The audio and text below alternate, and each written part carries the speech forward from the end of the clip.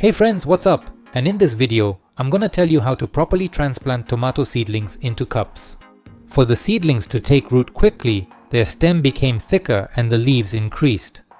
First of all, before transplanting tomato seedlings, you need to water the container. And it's better to do it a day before transplanting, but if you don't have time, you can water your seedlings a couple of hours before transplanting.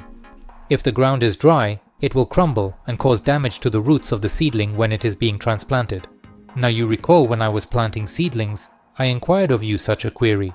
Why did I place film in the container? Now I'll show you everything.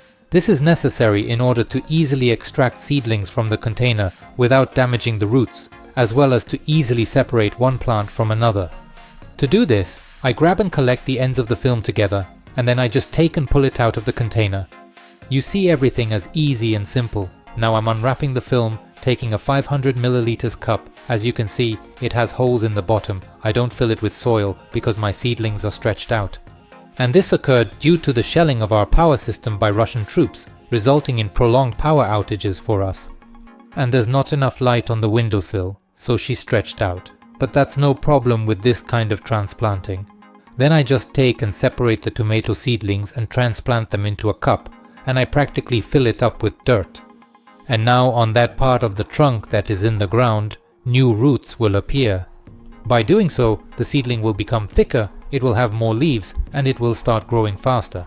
That's why I said in my previous videos that if your seedlings have stretched, it's not a big deal. We resolve that issue by transferring them into cups, and then we certainly provide the cup with ample watering until water starts to come out of the holes in the cup. We spilled the entire little cup. Also, when transplanting tomato seedlings into cups, you can add fertilizer right away, and I'll tell you the specific ones in the next video. Subscribe to my channel, don't miss new video releases. Wishing you a successful day. See you in the next video.